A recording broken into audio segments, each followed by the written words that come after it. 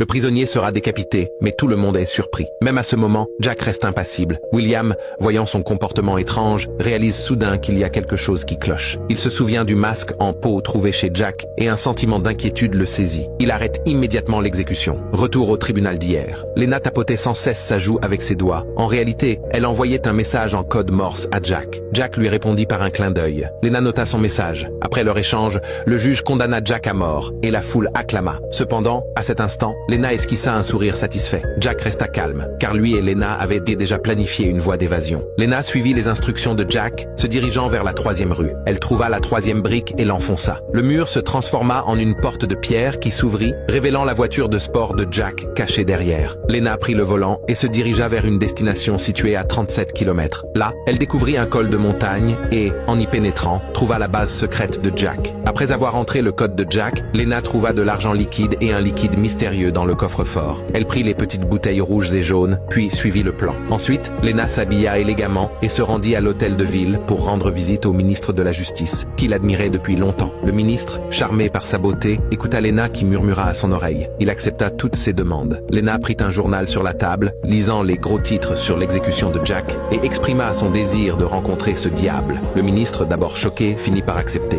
Il insista pour l'accompagner et tous deux se rendirent à la prison. William convainquit le directeur de la prison de les laisser rencontrer Jack, prétendant que c'était pour un interrogatoire. Les trois entrèrent dans la salle d'interrogatoire, où le directeur remarqua que Jack était resté anormalement sérieux et silencieux depuis son arrivée. Lorsque la porte se ferma, Lena pulvérisa une substance sur le ministre, qui perdit connaissance. Profitant de son état inconscient, Lena ouvrit délicatement les menottes de Jack avec un pince à cheveux, puis sortit le masque préparé et échangea les visages du ministre et de Jack. Ensuite, Lena emmena Jack hors de la salle d'interrogatoire. Jack en profita pour s'infiltrer discrètement dans le bureau du ministre à la recherche des fonds de corruption. Alors qu'il s'apprêtait à partir, la secrétaire reçut un appel urgent de l'inspecteur. Celui-ci lui annonça que le ministre avait été remplacé par Jack et qu'elle devait l'arrêter. Cependant, la secrétaire pensa qu'il s'agissait d'une arnaque et raccrocha furieusement. Jack, ayant écouté la conversation, s'enfuit. Il courut à travers les policiers qui tentèrent de l'appréhender, quitta rapidement le bâtiment et sauta dans la voiture de Lena, réussissant ainsi à s'échapper.